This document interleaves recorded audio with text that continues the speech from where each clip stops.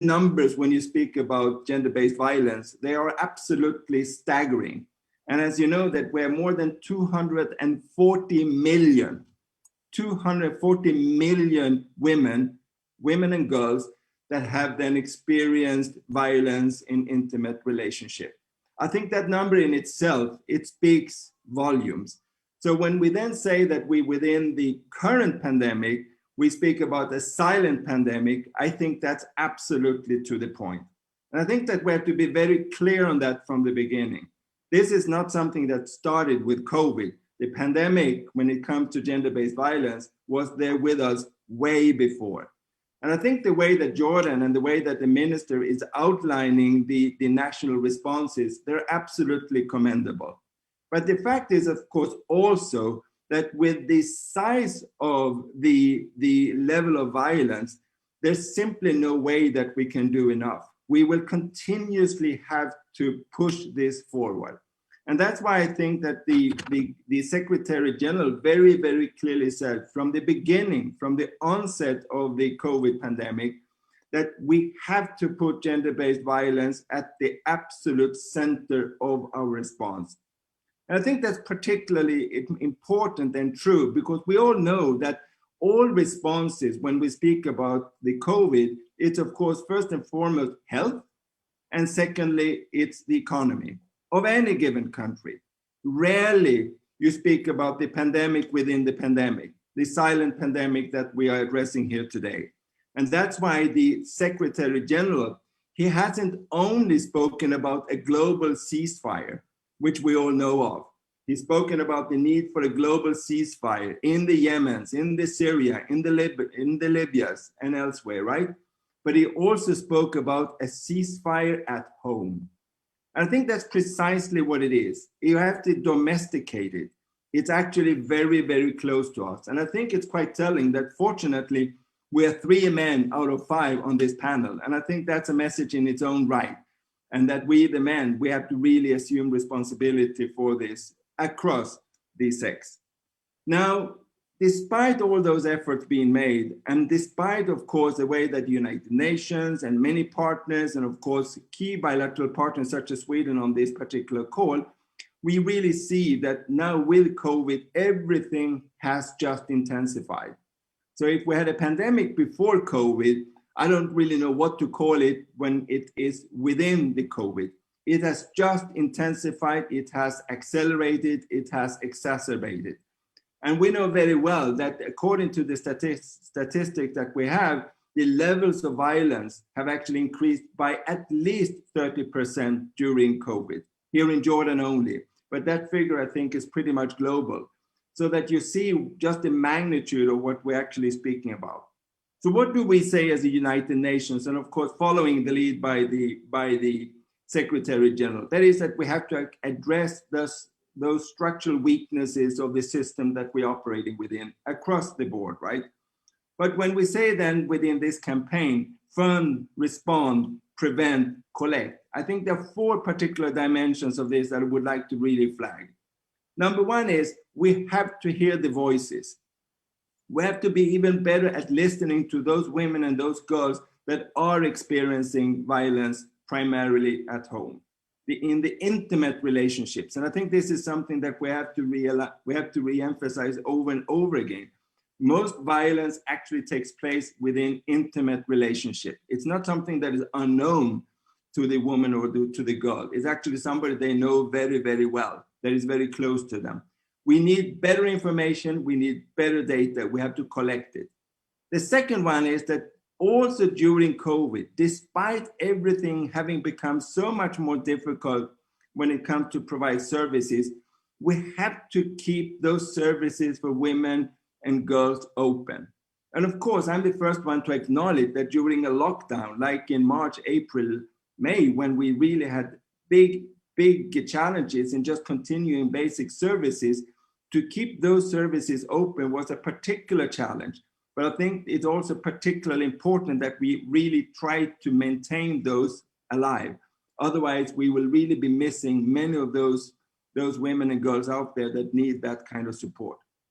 The third one is really about the funding. And as boring as it is, as a UN representative to speak about money, as important is it? You cannot do anything of this without resources. It is as simple as that. And we know the difference that it makes.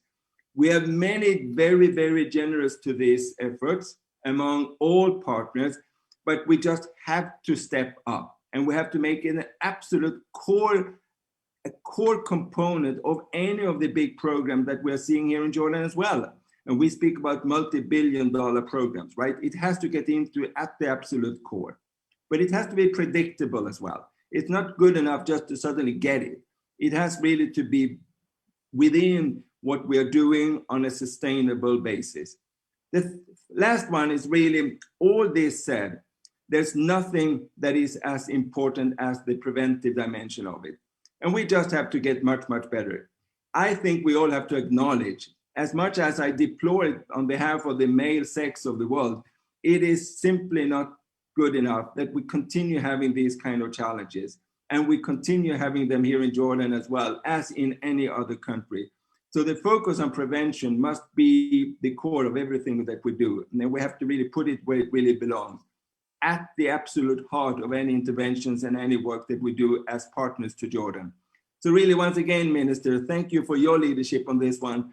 And really, we are aligning behind you as the United Nations and together with many partners. Thank you, and back to you, Salma. Thank you, thank you. I want to follow up on what you were talking about regarding the support that the UN system is has been giving to Jordan, whether it's the government or civil society organizations in strengthening prevention, response, and awareness raising, specifically towards gender-based violence.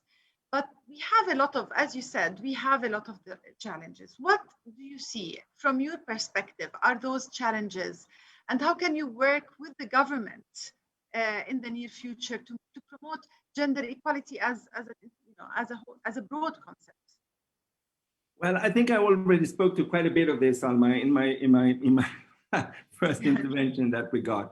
And I think that the minister, he gave a broad outline of all those efforts that the government are making. And of course, many of those, the United Nations and partners, we're behind. I mean, we do it together, right? And not least with you, honestly speaking. We are in it all. No, because I'm sorry to interrupt, because I've been noticing in the past especially in the past few months, and with the civil society who are partners in supporting the government, and with the challenges that is faced by the Family Protection Department, the running costs, for example, for prevention, for such efforts is immense. And, the sustainability of just funds, sometimes we invest in infrastructure, but we look around and we see, and we are expecting that, for example, reporting is going to increase because of awareness, then the pressure that is coming over to these services is increasing. The civil society it's increasing, and we know that there is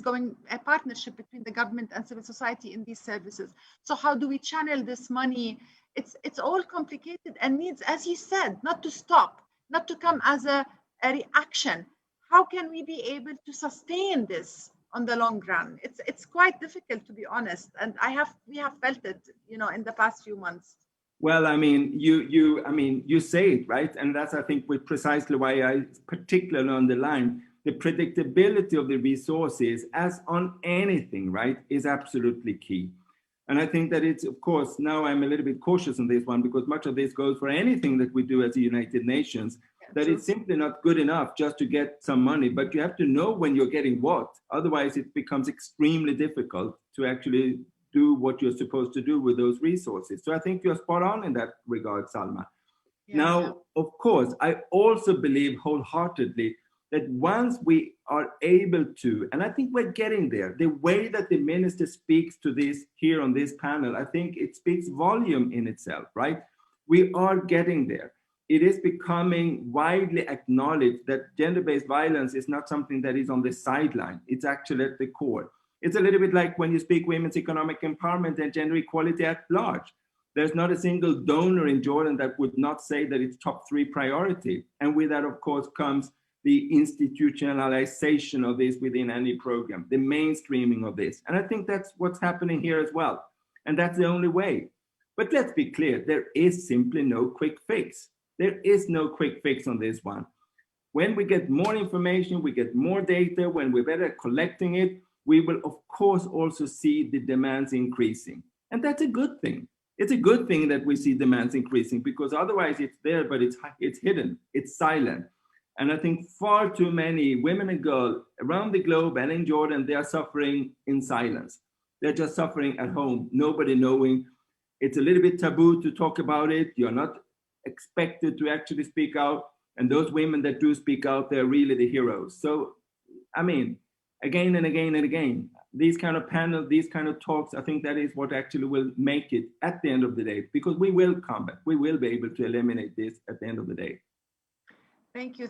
And thank you so much for also highlighting the important role that men and boys should be playing in this, and how we also need to direct our work towards issues of concept of masculinity, which we're also working on, and it is included in the National Strategy for Women that was endorsed by the government. A lot of effort has to be done at multi-levels. So, yeah. Yes, but really, Salma, if I may then interrupt you, it's very, very simple. It is about the man.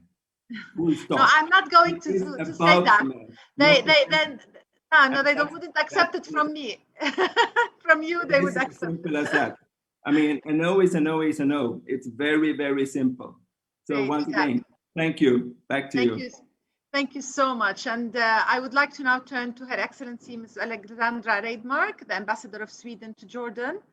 And also, I would start by thanking, what Sweden has been doing at actually supporting the gender equality agenda at a global level, and the messaging that Sweden is giving from its own national expertise and commitments, and how outwardly the work has been done by Sweden towards supporting us in Jordan, specifically in different programs, whether it is also economic empowerment, the support to the women, peace and security agenda. All of these issues are very important and interlinked with the issue of confronting gender-based violence. Your Excellency, we have seen, now that there is a global agenda. There is shared solidarity over many issues, specifically because of what happened in COVID. We noticed that this is becoming at top of the global agenda. So how do you think, and how do you see that the international community can support the national efforts in preventing and responding to gender-based violence? And what are the best practices from your own experience in implementing a feminist foreign policy? Thank you so much, Dr. Salma, and thank you to all the very distinguished guests on the panel.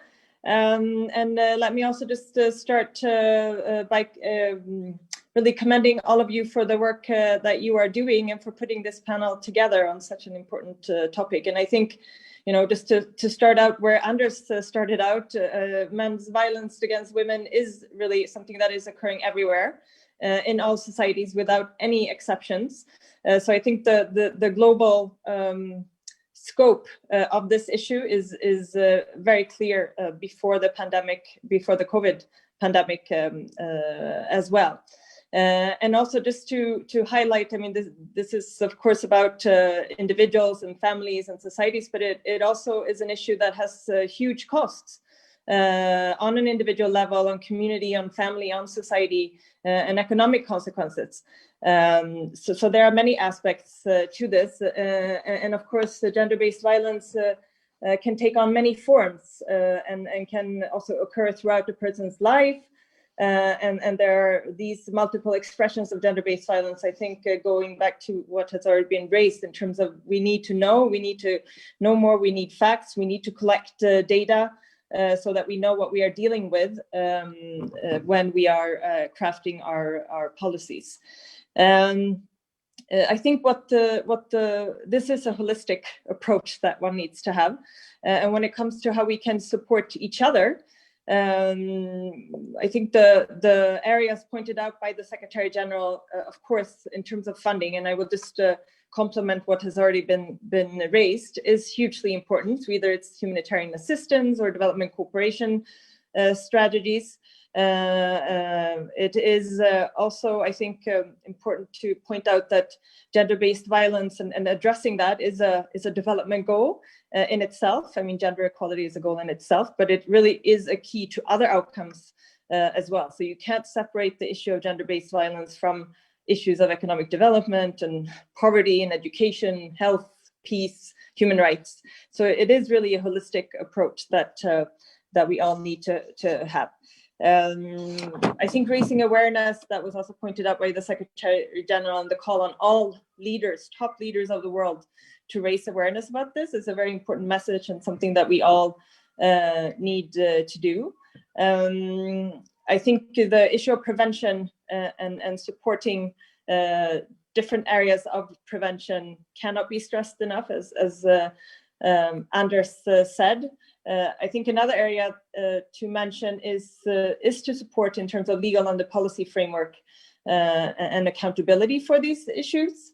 And then, of course, the reactive part, the response side in terms of medical and psychosocial support. I mean, there are so many areas under each of these headlines where things can be done and where we can support each other, both in terms of funding, but also in terms of sharing knowledge, sharing best practices, and also creating networks, not only between governments, but between all actors of society that are engaged: civil society, women's organizations, policymakers, everyone, from every individual. And I think we cannot stop working on this until we really reached every individual. So.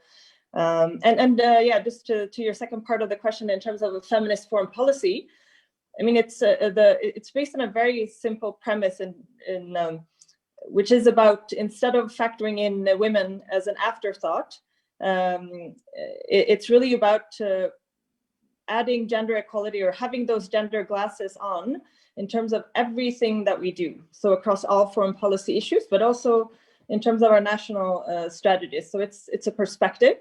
And it's a method, and it's based on 3 pillars, 3 R's, about rights, it's about representation, and it's about resources. So again, coming back to the predictability of funding. And then we've added a 4th R, which is about reality. So of course, all actions need to be based on reality.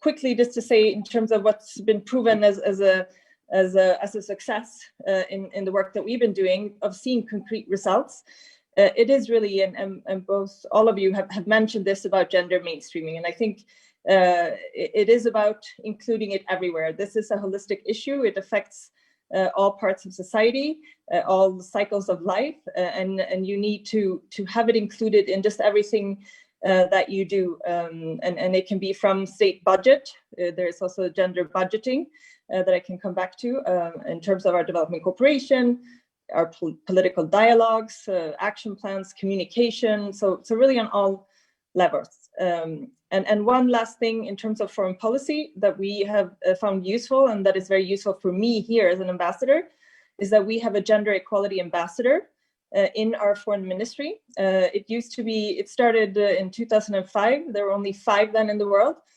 We are 15 now, and it's a very useful network also for sharing of information and inspiration. So we of course welcome anyone who would like to join that network too. It's been very useful. Thanks. Thank you, Your Excellency. And I think you also touched upon another issue that I wanted to dig more into it. When you talked about looking at from a broad perspective, we know that, and you mentioned the issue of equality. And again, we know that the pandemic itself has exacerbated inequalities and pre-existing vulnerabilities for women and girls.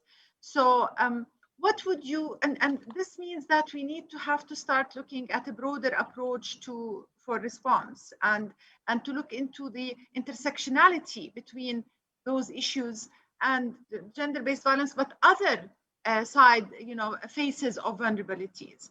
And you talked about engaging men and boys, but looking at also how can we ensure an entire public mobilization for positive change that looks into also the issue of intersectionality and how it exacerbates, they work against each other, vulnerabilities and gender-based violence. So how do we mobilize the public against this? How do we create a language for positive change? We are suffering also from the pushback that we were talking about at the UN level, about the pushback even before the pandemic. And sadly, in social media, it has created a space for even denial of these issues and separating them from the other vulnerabilities. You know, sometimes we talk about violence against women and they start talking about, oh, why are you talking about this, but you're not talking about poverty? But we actually know that these two issues are strongly interconnected and could, you know, multiply the difficulty of the prevention or getting out of cycles of so how can we engage the public? How can we engage more men and women, boys, into this discussion, taking into consideration the issue of intersectionality? No, thank you. I think that's a hugely important question. Very difficult to answer, though. I wish I knew. But if I can share some reflections, I think there are, of course, things that need to be done reactively and maybe short term, and there are things that we can do that is more about actually changing the norms of society. That takes much longer and have very difficult processes of going there. But that doesn't mean, so I think we need to tackle it from different perspectives. Of course, in terms of the long-term, education is really key of addressing traditional gender stereotypes that hinder the empowerment of girls and women, and that also link stereotypes to masculinity, etc., related to gender. We need to focus more on root causes of violence. I think the issue of working on gender norms for men, it's shown that it actually reduces violence against women. And I think advocacy campaigns is another way, and there are different ways of crafting that in the best way. But to achieve the change of norms, I think the participation of men and boys is just absolutely vital as actors of change, I think, in promoting gender equality. So I think this is something we need to encourage, and that can be encouraged just by all of us on an individual level. I mean, we need everything. We need the state policies and regional policies, but we can all do something, I think, as individuals with this. And it is about everything, taking part in unpaid work and share the work of caring for children. And it's from appointing members of boards, of CEOs of companies, etc. So, and again, in terms of intersectionality, the issue of gender mainstreaming and gender budgeting, and just putting on those glasses, like I said, and seeing the connections. I think it takes us a long way. Yeah, I agree. And sometimes I think maybe there is a silver lining to what happened during this pandemic, because as you know, as Mr. Anders had mentioned, and you know, and what was the government is doing, that sometimes when there is a magnifying glass that shows the silent pandemic due to a certain crisis, it just might be making us more aware to join effort to no more accept denial as an excuse, or just talking about it as a private matter in some cultures. And maybe this will take me to to talk to Dr. Ibrahim Aqel, the director of the Institute for Family Health at King Hussein Foundation. And I will speak to you in Arabic since we're both Jordanians, if you would like to switch on your interpretation. دكتور إبراهيم، صراحة معهد صحة الأسرة يعني من المؤسسات المجتمع المدني صراحة اللي نحن بنعتبرها فاعلة على المستوى كل الأردن في موضوع الوقاية والحماية من العنف. يعني إحنا في السنوات الأخيرة كلجنة وطنية كنتوا شركاء أساسيين لنا بحملات التوعية أيضا، والعمل مع الشباب واليافعين حتى في التعريف هذا العنف. بس أنا يمكن صراحة وبدنا نعترف بالدور الأساسي بالرغم من الإغلاق اللي منظمات المجتمع المدني وفريق الفريق المشترك لمجابهة العنف المبني على النوع الاجتماعي، الجهد اللي عملوه خلال الجائحة واللي كانوا عم بيشتغلوا عليه بشكل عام في السنوات السابقة، للاستجابة لارتفاع الخطورة لحصول العنف المبني على النوع الاجتماعي بالذات على النساء والطفلات. إذا بتقدر تحكي لنا شوي عن هذه الجهود والعمل اللي بنعمل خلال يمكن السنوات وبالتركيز على هذه الفترة بالذات. يعني بداية بدي أشكر عطوفتك دكتورة سلمى على يعني إدارة هذا اللقاء وتنظيم هذا اللقاء، وبدي يعني أتقدم بالشكر لمعالي دكتور موسى اللي دائما يعني كان متابع ويدير يعني العملية بين الشركاء وبين الحكومة والمجتمع المدني، فالحقيقة يستحق الشكر. وبدي أرحب كمان بسعادة السفيرة ألكسندرا وسعادة ممثل الأمم المتحدة سيد أندرس بيدرسون، ويعني بدي أشكركم الجميع على هذا اللقاء الحقيقة الحواري اللي فعلا بيظهر مدى التقدم اللي تقدمناه فيما يتعلق بمواضيع مجابهة والتعامل مع قضايا العنف المبني على النوع الاجتماعي. بداية كما ذكر السيد أندرس، موضوع العنف المبني على النوع الاجتماعي هو بذاته جائحة قبل أن تكون الجائحة الحقيقة، والأرقام كثيرة. ومع أن الجائحة ضاعفت أو رفعت من نسب العنف المبني على النوع الاجتماعي، لكن أنا بدي أشير للدور اللي لعبه كمان المجتمع المدني بالتعاون مع الحكومة خلال فترة الجائحة وما قبل الجائحة. اليوم في عنا إحنا تنسيق على مستويات متعددة كان قبل الجائحة وتضاعف وتضافر خلال فترة الجائحة.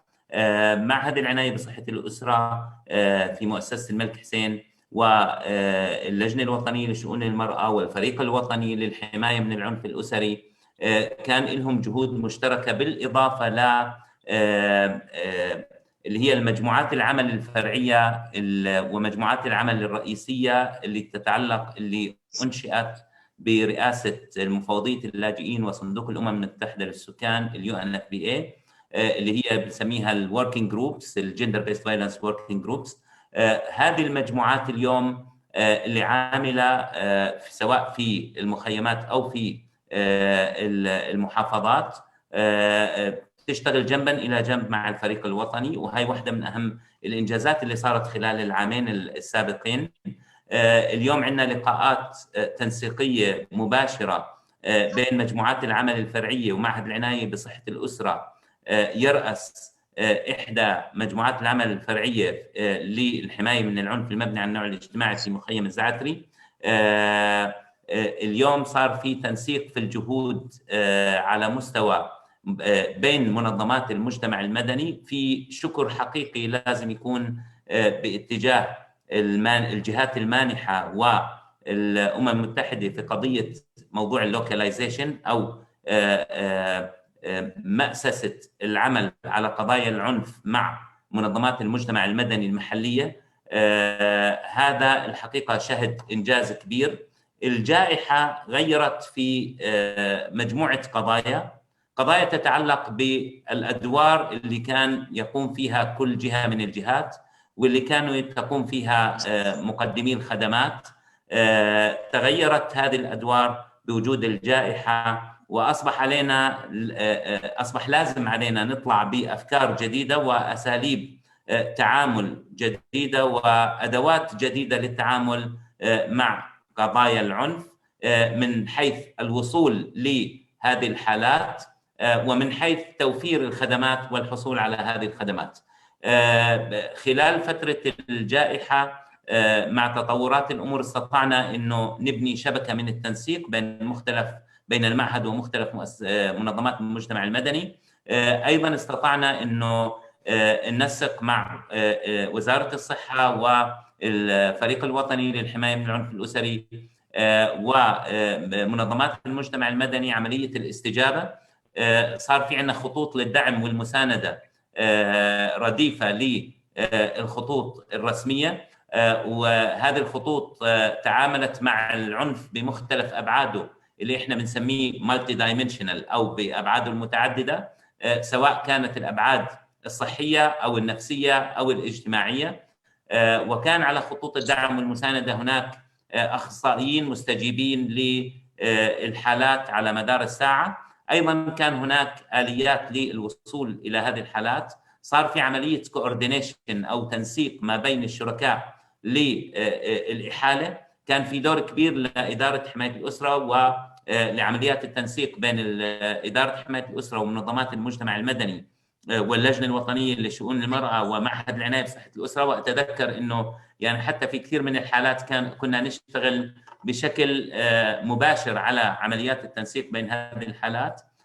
تم عملية تغيير في البروتوكولات للتعامل مع الحالات. اليوم احنا بنشهد ثورة تكنولوجية في التعامل مع قضايا العنف الأسري، تطبيق آمالي اللي كمان تم تطويره من مجموعات العمل اللي هي السكشوال جندر بيست فايلنس وركينج جروبس، وايضا هناك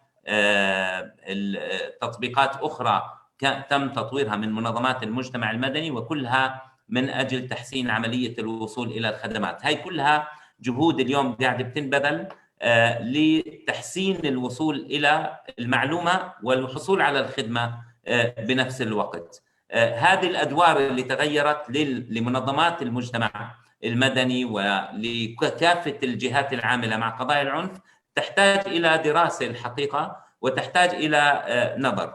هناك اثناء الجائحه حصل بعض التحولات، بدي ارجع لموضوع الفاندنج او التمويل او الجهات المانحه. الحقيقه صار هناك تحولات باتجاه الهيلث اكثر من البروتكشن الى حد ما، الى يعني في بعض لكن هذا يحتاج الى اعاده نظر. الحقيقه لا نستطيع ان نفصل الهيلث عن البروتكشن، ولا نستطيع كما ذكر السيد أندرس لا نستطيع ان نفصل الجائحه والعنف عن الصحه. واثبتت الدراسات اللي في اقلها كان كما ذكر 35% ازدياد في نسب العنف حسب احصاءات اداره حمايه الاسره في الامن العام. فالحقيقه كل هاي القضايا بتحتم علينا انه نزيد من عمليات التنسيق، نوجه الاهتمام الى اهميه البعد النفسي وبعد الدعم النفسي. اليوم احنا حتى على مستوى الكوادر الصحيه العامله مع الحالات في الميدان بيواجهوا ازمات نفسيه ويتعرضوا لشكل من اشكال التروما اللي لازم نتعامل معها. موضوع العنف اصبح كروس كاتنج كل مداخلاتنا وكل ما نقوم بعمل، ولذلك يجب ان يكون امبيدد وموجود في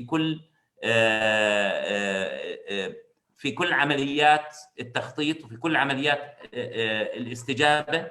ايا كانت الاستجابه لازم يكون فيها باختصار كومبوننت العنف المبني على النوع الاجتماعي وكومبوننت السايكو سوشيال سبورت ككومبوننت رئيسي حتى في الموضوع الاقتصادي، لانه اثبتت التجربه ايضا وزي ما بتعرفي عطوفتك دكتوره انه حتى في الموضوع الاقتصادي اذا انجزنا نجاح في التمكين الاقتصادي للمراه للاسف احيانا بينعكس علينا اذا اهملنا جانب العنف المبني على النوع الاجتماعي، بينعكس علينا انه احنا بنصير بدنا نعالج العنف اللي تتعرض له المراه بسبب نجاحها. ايضا هي واحده من القضايا اللي لازم برضه نكون يعني واعيين لها. هذا في يعني باختصار وبعجاله. يعني دكتور، هو انت يعني كنت جاوبت السؤال الفولو اب اللي انا عندي اياه، بس يمكن اذا بتحب انه تضيف عليه اللي هو سؤال، يعني انت اشرت للتحديات اللي واجهتوها في فتره الاستجابه بالكوفيد واشرت للفرص. يعني انا بعتقد انه برجع بقول انه اليوم نحن المرونه، قدره المنظمات المجتمع المدني انها تطور نفسها وتطور ادواتها بسرعه. يمكن هذا بالحكومه بيحتاج وقت وبيحتاج انظمه وتعليمات، وفي اشياء بتحتاج تعديل التشريعات يمكن هذا، بينما المجتمع المدني قادر انه يكون عنده هاي المرونه في العمل بشكل مستجيب للتغيرات. هل في تحديات لسه بتعتقد انك ما ذكرت لي اياها خلال واجهتوها بالذات في مرحله الوباء ووجدتوا فيها فرص للتطوير وتطوير الاداء، او لسه ما تطور وبتقترح ممكن تقترح علينا مجالات للتطوير للعمل عليها على مستوى السياسات، سواء نحن كمؤسسات وطنية أو كحكومة؟ نعم، الحقيقة يعني التحديات اللي ظهرت أثناء يعني فترة الجائحة كانت تحديات كثيرة ومتنوعة. تحديات لها علاقة بآليات الوصول إلى حالات العنف المبني على النوع الاجتماعي، بالوصول بالمعلومة، لأنه معظم الحالات كانت أصلا غير قادرة على الوصول إلى معلومات حتى تتعلق ب لمين يروحوا، كيف يحصلوا على الخدمة، وتحديدا خلال فترات الإغلاق. فهي كان في لها حلول تكنولوجية تم التعامل معها، سواء من خلال خطوط الدعم والمساندة أو من خلال الفرق المصرح لها بالوصول، ومن خلال التنسيق مع المنظمات الأخرى والإدارات الأخرى. الحقيقة الجائحة أوجدت لنا فرص كبيرة في عملية التنسيق. أنا أعتقد أن التنسيق أثناء فترة الجائحة كان في أفضل مستوياته وفي أعلى مستوياته. أوجدت لنا فرص استخدام التكنولوجيا في الوصول والحصول على الخدمة. إحنا ما توقفنا عند فقط موضوع خطوط الدعم والمساندة. اليوم في عنا عملية تقديم حتى خدمات الاستشارات وخدمات إدارة الحالة ريموتلي بشكل عن بعد. اليوم في كونسبت عم يظهر جديد في كيفية التعامل مع الحالات عن بعد، وفي نفس الوقت تقديم الخدمات إلها والوصول إلها، سواء في خدمات الدعم النفسي أو خدمات الصحة الخاصة بقضايا العنف أو خدمات الليجل اللي هي خدمات القانونية. لا زال هناك تحديات ولا زال هناك فرص، ومن التحديات اللي قد تكون لا تزال موجودة الحقيقة تحديات لها علاقة، تحديات لوجستية أحيانا يمكن تعاملنا معها من خلال برضو تعاون الجهات المانحة في بعض في تطوير بعض التطبيقات وفي التعامل مع بعض الحالات. وفي تحديات تحديات لها علاقة بالفندنج، الأمر اللي كمان يعني أضاف علينا عبء، بأنه زي ما حكيت الفندنج في بعض ليست كل الجهات المانحة، لكن في بعض الجهات المانحة توجهت أكثر بالفندنج للجانب الصحي البحت دون الأخذ بعين الاعتبار البروتكشن كجزء من التحدي. في تحديات لها علاقة بتطوير البروتوكولات وتغيير بروتوكول العمل من التعامل الوجاهي والمباشر مع الحالات إلى التعامل مع الحالات عن بعد، وفي نفس الوقت الحفاظ على خصوصيتها وإدارة الحالة دون والحفاظ على كل الكونفيدنشاليتي والبرايفسي تبعت الحالة أو الخصوصية تحديدا دون تعريض هاي الحالة لأي مخاطر. ففي تحديات كثيرة سواء على مستوى اللوجستي، وبرز منها فرص وتعاملنا مع بعض هاي الفرص، ولا زال هناك فرص كثيرة للتطوير، تحديدا باستخدام أدوات جديدة، بتعديل على مستوى الجايد لاينز أو بروتوكولات العمل، أو على مستوى التكنولوجيا المستخدمة، أو على مستوى آليات الوصول والحصول على الخدمة. الحقيقة أنا لازم أحكي كمان نقطة كثير مهمة. خلال فترة الجائحة حرية الوصول والحركة كانت لمنظمات المجتمع المدني المحلية الناشونال NGOs تحديدا شبه متاحة بشكل أكبر بكثير من المنظمات الدولية، وهذا أعطانا شوي قدرة أكثر على الوصول للحالات في مواقعها حتى في بعض الأحيان.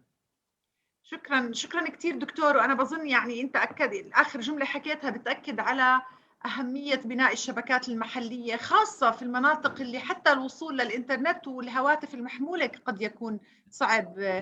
فالشبكات المحلية وتعزيزها وتعزيز علاقتكم فيها، لأنه يعني وجود خطة للتعامل للأزمة إن شاء الله ما تتكرر. بس يمكن هذا درس كان مفيد لنا كلنا حول هذا الموضوع. معليك أنا كنت شفتك رافع إيدك وبعدين نزلت إيدك، فيمكن لا بدي أحكي يعني قبل ما أطلع. أول شيء قبل ما أخرج، لأنه كمان في عندنا اجتماع في مؤتمر عن وحدة عن العنف السياسي مش العنف بس رح أكون فيه برضه. بس عندي اجتماع كمان، عندي شيء لازم اروح مشوار. بدي اقول اول شيء بدي اشكر مره ثانيه، بدي اشكر سيده سلمى النمس على اداره الحوار وعلى هذا اللقاء، واشكر جميع المشاركين فيه. وبدي اكد على قضيتين، عده قضايا بسيطه. اولا انا اعتقد عدم شرذمه العمل مهم جدا، وان يكون هناك جهود يعني موحده، وعدم الاكثار من اللجان. بقصد لأن من اجل بالفعل ان يكون في فوكس على القضايا الاساسيه وتحديدها. القضيه الاخرى، نعم صحيح العنف ما اجاب جائحه كورونا، لانه هذا العنف موجود وعلينا ان نعترف فيه. مشان هيك في المجلس الوطني لشؤون الاسره، مشان هيك كمان تم تشكيل او انشاء اداره حمايه الاسره التابعه لمديريه الامن العام، وهذا تاكيد على انه هناك عنف، وهذا العنف علينا يعني تقليل منه او منعه في النهايه. ومشان هيك اللجنه اللي شكلناها كان ايضا فيها بالاضافه للاسماء اللي ذكرتم والمجلس الوطني لشؤون الاسره اللي بيقوم بدور ممتاز، ايضا امين عام ديوان التشريع، لانه قانونة القوانين والانظمه مهم جدا في مواجهه هذا النوع من العنف. بتظل يعني في سؤال ذكرته السيده سلمى وتكلمت سعاده السفيره السويديه فيه، كيف ممكن انه نقدر نواجهه؟ انا بعتقد مهم جدا دائما، وممكن دائما بحكيها، اهم شيء خلق جبهه واسعه من الراي العام لمكافحه واقناع الراي العام في هذه المهمه، باهميه انهاء العنف، لانه هناك زي ما ذكرت في بعض الناس ما زال ينكروا انه موجود، للاسف انه موجود هذا النوع من العنف. لهذا مهم جدا العمل على خلق جبهه واسعه جدا لمكافحه اي نوع من انواع العنف الاجتماعي، وبالذات تحديدا العنف ضد المراه على جميع اشكاله، وخلق راي عام. وخلينا نعترف انه ما زال هناك في للاسف ثقافه معينه، وانا التقيت ببعض السيدات الذين نجحوا في البرلمان، كان كثير لما في حملاتهم الانتخابيه يقولوا لهم احنا ما بنقدر نخلي امراه تمثلنا، وهذا واقع. اذا بدي اتعامل معاه بدي اواجهه بعمل مجتمعي واقعي، بكي يعني وبالفعل في تقدم. هلا مشاركه المراه في الانتخابات اسهل بكثير من مشاركتها قبل 10 او 15 سنه. مشان هيك كان في لاول مره صحيح قل عدد السيدات اللي انتخبوا باسباب كورونا، لكن زاد عدد المرشحات، وصلوا ل 44% زياده عن عام 2016. لكن ما زال في المجتمع للاسف ثقافه علينا ان نحاول ان نواجهها. لهذا مهم جدا خلق راي عام، جبهه واسعه تضم كل الاطياف سواء السياسيه او الاجتماعيه، ما نخليها محصوره فقط يعني عندنا، لانه صحيح هناك دور للحكومه، دور للمؤسسات المجتمع الثاني، دور للجنه الوطنيه لشؤون المراه، بس يجب توسيعها في كل الاردن، وان يكون هناك قناعه من الراي العام. وانا مع سعاده سفير الامم المتحده فيما قالوا انه مهم جدا يكون دور اكبر للرجال، لانه يعني في هذه المساله. ايضا مهم جدا ذكرت يعني الفقر مهم، والاستقلال الاقتصادي وانا بحكيها دائما مهم جدا للمراه، حتى في مواجهه جميع اشكال العنف او في محاوله انها بالفعل تستطيع ان تشارك اجتماعيا وسياسيا. مشان هيك كمان الحكومه قدمت بعض البرامج الحمايه الاقتصاديه الموازنه، تضامن 1 تضامن 2 ومساند وتكافل لتلبيه الاحتياجات الاوليه لفئات اكثر تضرر بما فيهم من نساء. وايضا مهم جدا انا اعتقد تطبيق العمل المرن وتطبيق العمل اللي عن بعد، ايضا مرن للنساء والعمل عن بعد اللي ساهم في بقاء يعني في العمل، مع ان يقوموا خاصه في فتره مهمه جدا، وللاسف هي فتره اغلاق المدارس والفتره ايضا الحضانات، وهذا اثر تحديدا على المراه اكثر من الرجل. فيعني في ظل هذه الظروف انا بعتقد ايضا الوضع الاقتصادي واستقلال المراه الاقتصادي مهم. البرامج يجب ان تتركز في جميع الاشكال، في جميع النواحي، على جميع الجبهات خلينا نقول. أنا بدي أشكرك معاليك لأنك جاوبت على سؤال كان إجانا من اللي كنت بدي أطرحهم، اللي هو أهمية التمكين الاقتصادي للمرأة في دعم النساء وحمايتهم من العنف، وخاصة في مرحلة كوفيد. وكان في سؤال كيف بدنا نضمن إنه النساء يعودوا لسوق العمل وإنهم ما يخسروا وظائفهم. وتفضلتوا حكيت عن مجموعة من البرامج، وإحنا نأمل إنه نشتغل كمان على برامج ليست فقط حماية ولكن فعلاً لضمان عودة دخول النساء لسوق العمل بسبب خروج بعضهم بسبب الجائحة وبسبب التعلم عن بعد والقضايا اللي تفضلت فيها.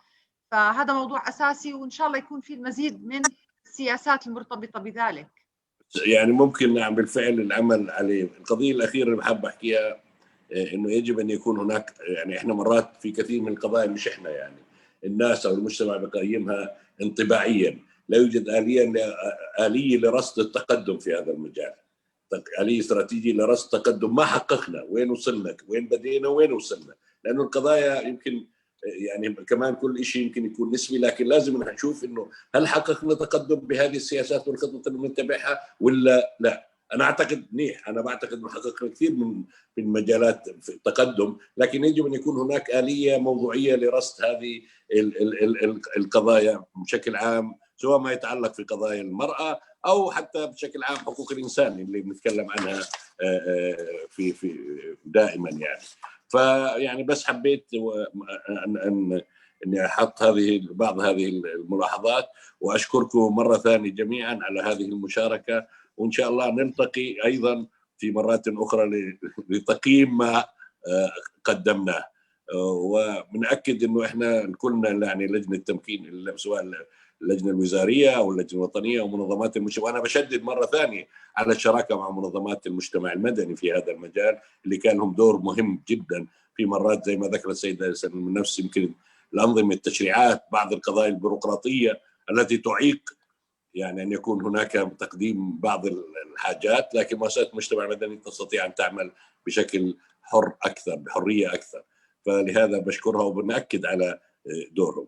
شكرا لكم مرة ثانية، وإن شاء الله يعني راح نلتقي أكيد، وإن شاء الله نحقق شيء يعني نرصد ما استطعنا أن نقدمه. شكرا ويعطيكم العافية. شكرا كثير معاليك، وشكرا لالتزامك وكونك معنا. بدي أنتقل للمزيد من الأسئلة اللي وصلتنا، في معنا ضايل حوالي 14 دقيقة.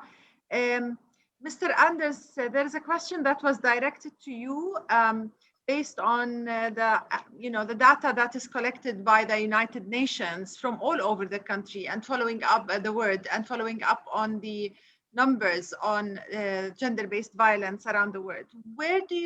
Is there a number that shows where Jordan stands in comparison to the rest of the Arab region in terms of gender-based violence? And how are you able to measure that in your work? Well, thank you, and once again, in his absence, a big thank you to the minister. I think it's quite telling the way that he speaks to this. That is the level of commitment that is driving now the government's efforts in this regard. So I think maybe that's one of my most important takeaways from this conversation. Look, I mean, number one, I don't think there is such a number. Number two, I don't think that number would have been particularly important. I don't think that this is about the competition. It's not about one country being ahead of another. It's about learning from each other what we can do better. So I think in that regard, I think basically the response is it's bad everywhere. And it's a little bit worse in some countries than in others, but it's bad everywhere. But when it comes to statistics, and of course, I was mentioning very clearly in my previous intervention that, this is a huge thing. We know data is very difficult to get in an area such as this. We know that it's by and large very difficult when it comes to anything that has to do with those more sensitive issues, particularly when it happens at home. I think that also goes for any given country. It's definitely not only Jordan. And we also know that everything is always very seriously underreported. So whatever we know, I think that we can simply say it's much worse. And unfortunately, the reality is that already what we know is really bad. So let me just give you a couple of numbers. And I think statistics, there's few things that are as powerful as statistics when you really look at them, right? I mean, the first one that really strikes me is that, you know, more than 88% of all gender-based violence was actually done within the family, and with one that is very, very close to the victim, right? Almost 90%.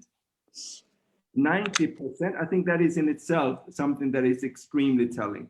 The second number that I think really for me is really something that we have to take into account is that more than 25%, 1 out of 4 women in Jordan have actually then experienced some degree of gender-based violence. 1 out of 4. That's a huge amount of people that actually then have experienced then gender-based violence. The third figure that for me is maybe in a way the worst, and that really I think is striking, that is that 70% of all men actually think that it's okay under specific circumstances to, one way or the other, to beat their wives. 70%.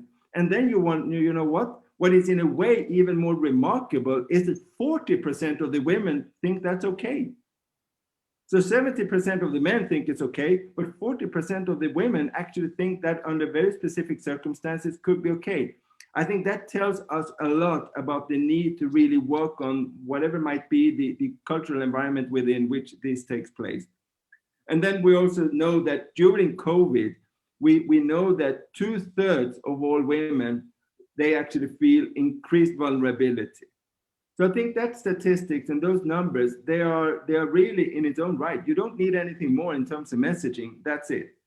Now, we also then know, of course, that during COVID, there's very few things, if anything, that has become better during COVID. Everything, honestly speaking, has become worse. And we also know that all the most vulnerable people are those that have been suffering the most during COVID. And I think that, of course, goes for this as well. So again, as I said, we had a pandemic before the pandemic, and that pandemic, when it comes to gender-based violence, has only really exacerbated during the pandemic. So again, everything that we were now saying in terms of the numbers, the only thing that we know is that they are actually worse today than they were before. And as I said also before, we know that at least this has exacerbated, this has increased by more than 30%. So numbers and statistics, it's overwhelming. So in a way, you could also say, we don't need more, we know enough for us to really to be able to act. But of course, you need the information much more disaggregated so that we can really look at it in greater detail to see precisely what to do. But I think that's really, you know, numbers speak for themselves when it comes to Jordan, when it comes to any given country. And it's only by learning from each other that we can actually take it forward. Thank you. And I have a question that I would like to ask to both Her Excellency, the Ambassador, and then to Dr. Ibrahim, to get from 2 different perspectives. Especially now with what Mr. Anders has said about the acceptance of violence and that finding excuse for it. And the question was, I start with you, Your Excellency, and from the experience maybe from the side of Sweden, what role can the youth play in their communities to raise awareness on gender-based violence? And then maybe will go to you, Dr. Ibrahim, and tell me what you can do, what you're doing at the local community level in that aspect.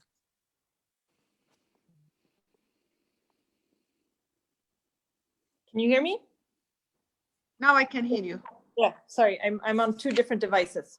Yeah, I see the mute, and you're usually, I'm like, okay. Yeah, no, it's a long story, but Yeah. what can you do? No, I think youth can play an enormous role in raising these issues, and I think here, going back to education and starting early, and how this is about societal norms. We have been working, Sweden has worked a lot on men as change agents, also, and youth as change agents. And I can think of many concrete things to do, either in your schools or whether in your communities. We have from Sweden's side have had different initiatives. It's both all from photo exhibitions. I think the use of different types of arts in talking about these stereotypes and norms can be a very useful way of addressing these issues, because I think they're also, what are the channels? I mean, I agree with Anders that facts are very important, hugely important, but we also know that there is a resistance to facts sometimes, and I think there are also other ways and channels of getting messages across, and culture, whether it's photo exhibitions or campaigns where we've had projects also from the Swedish side. Thank you. Thank you, Your Excellency. دكتور إبراهيم، ممكن تعطينا أمثلة على العمل مع الشباب وشو ممكن يعملوا على المستوى المحلي في مجابهة العنف المبني على النوع الاجتماعي؟ طبعا أنا بداية بدي أذكر إنه الشباب بشكله في المجتمع الأردني 76% من المجتمع. يعني إحنا عندنا 76% من المجتمع الأردن، من البوبيليشن أوف جوردن، من سكان الأردن هم تحت 29 سنة. فلما بنحكي على قوة ضاغطة كبيرة تستطيع أن تغير، وإذا بدنا نغير فعلا نستطيع أن نغير من خلال الشباب. الحقيقة هناك مجموعة كبيرة من الأنشطة الشبابية الموجهة للشباب على مراحل مختلفة، سواء كانوا فتيان وفتيات بالعمر من 10 ل 19 سنة، أو كانوا شباب في عمر فوق أو من عمر 14 أو 15 سنة وفوق، في فئة الشباب عموما حتى 29 سنة. هناك منصات للشباب، هناك مجموعة من الأنشطة اللي بتتم للشباب، هناك مراكز شبابية عاملة. اليوم إحنا في معهد العناية بصحة الأسرة حتى على مستوى مراكزنا قاعدين نشتغل مع المجلس الأعلى للسكان لتأهيل مراكز إقليمية صديقة للشباب، بتعطيهم معلومات حول الصحة الجنسية والإنجابية وحول الحقوق بالمجمل، بتعطيهم معلومات حول العنف الأسري والعنف المبني على النوع الاجتماعي والعنف ضد الفئات الأكثر هشاشة والفئات الضعيفة، وتوفر ليس فقط المعلومات إنما توفر أيضا الخدمات لهؤلاء الشباب. مشكلتنا حتى بالقضايا اللي ريبورتد، اللي فعليا تم الدراسات أشارت إلها، إنه الشباب وتحديدا الفتيان والفتيات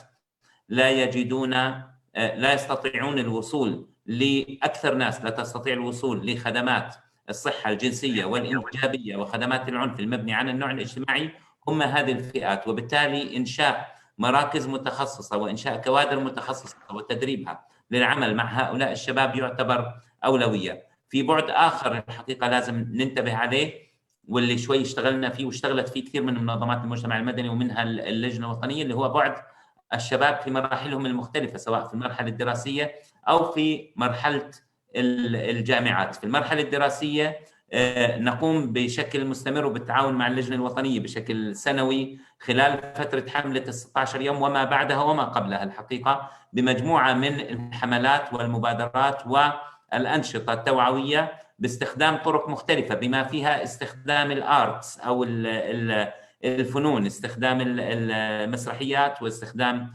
الموسيقى لتوعية طلاب المدارس حول قضايا العنف المبني على النوع الاجتماعي، لأن هم بالأخير راح يروحوا هم المشاهدين للعنف سواء في البيت، وهم قد يكونوا جزء من الحلقة اللي لازم بدنا نكسرها في العنف، هم قد يكونوا الفئة الضاغطة في هذا الاتجاه.